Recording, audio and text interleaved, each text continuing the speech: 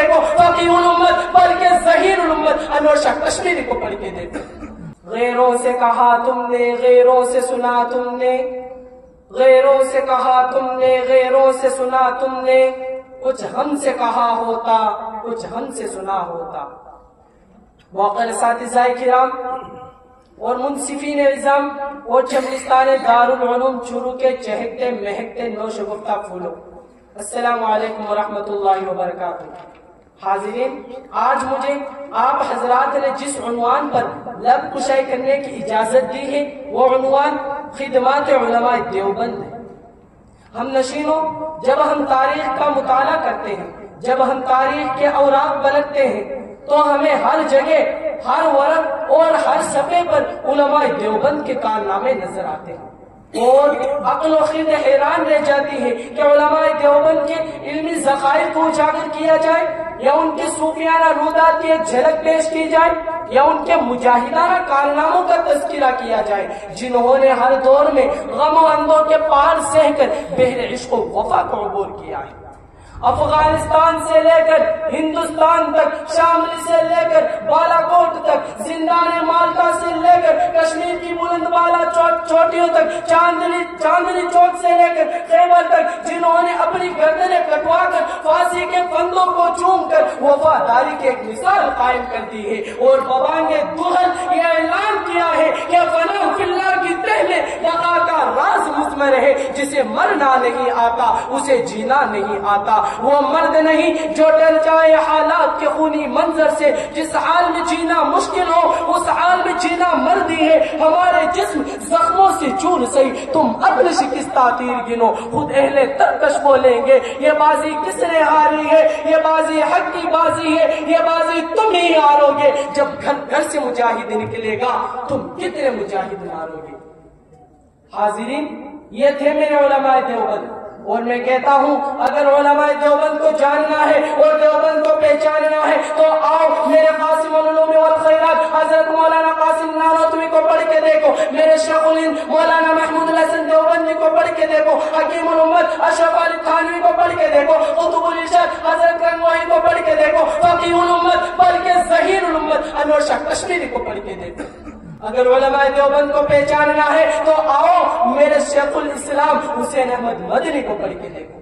کراچی کی عدالت میں انگریز کے سامنے کھڑے ہیں، انگریز جج کہتا ہے آپ نے فتویٰ دیا ہے کہ انگریز کی فوج میں بھرتی ہونا حرام ہے. فرمایا دیا کیا ہوتا ہے، اب دیتا ہوں اور دیتا رہوں گا. حسین احمد کے منہ میں جب تک زبان باقی ہے، سینے میں قرآن باقی ہے، دل میں ایمان باقی ہے، میں کہتا رہوں گا کہ انگریز تیری فوج میں بھرتی ہونا حرام ہے، حرام. مولانا جوہر قدموں میں گر جاتے ہیں، کہا حضرت بیان بدل دو. فرمایا جوہر بیان بدلتا ہوں ایمان بدل جاتا ہے.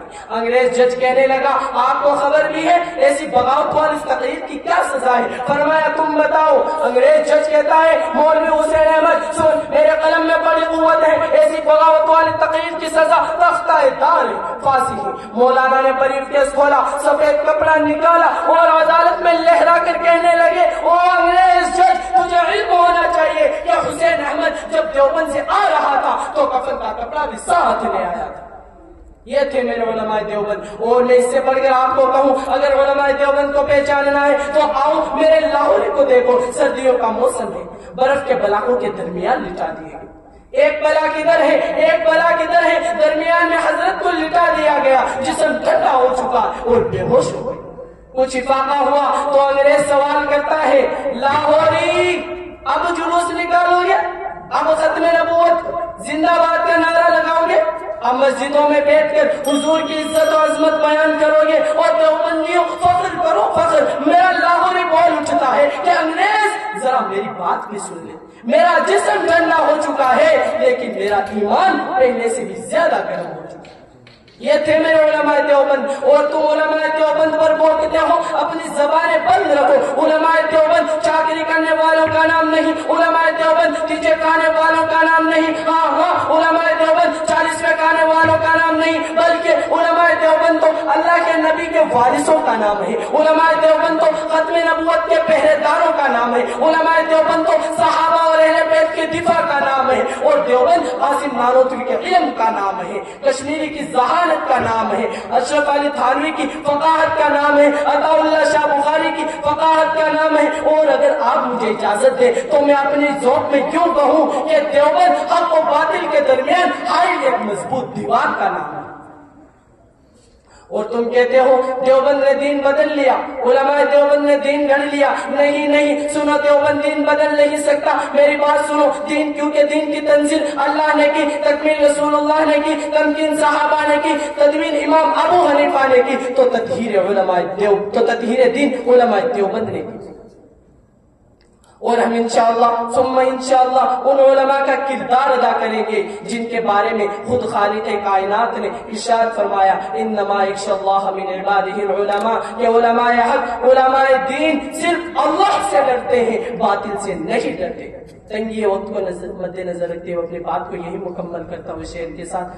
سرفروشی کی تمنا اب ہمارے دل میں ہے، سرفروشی کی تمنا اب ہمارے دل میں ہے، دیکھنا ہے زور بازوئے قاتل میں کتنا ہے۔ وآخر دعوانا الحمدللہ رب العالمین۔